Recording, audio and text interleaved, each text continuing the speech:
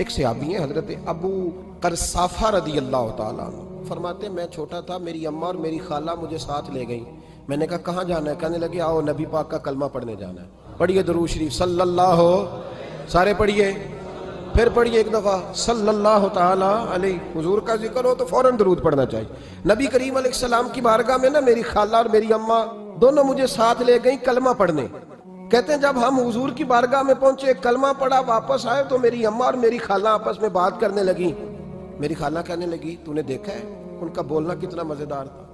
मेरी खाला कहने लगी तूने तो वो देखा है, लेकिन वो जो गुलाम आया था उसके साथ उनका रवैया कितना प्यारा था।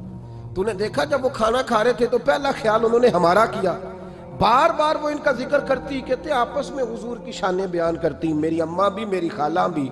बिल आखिर बात लंबी हो गई तो मेरी अम्मा बोली, कहने लगी बस कर, हम कितनी अजमतें बयान करेंगे, मुझे तो 3 बातें समझ में आएंगी। 3 बातें मुझे समझ में आई हैं। कहा वो क्या? तो कहने लगी कि ना इतना खूबसूरत चेहरे वाला कोई शख्स देखा है, और ना इतने साफ कपड़ों वाला को देखा है, और ना ही इतनी मीठी बोली बोलने वाला कोई देखा है। तीनों बातों की कमाल है। ज़ारी हुस्न भी कमाल, कपड़ों की सफाई भी कमाल, और रसूल पाक का बोलना भी कमाल, लबो लहजे में मिठास भी खूबसूरती वाली। ये असल हुस्न है कि ज़ाहिरन भी इंसान बड़ा मुनज़्ज़ह हो, बातिनन भी बड़ा साफ सुथरा हो।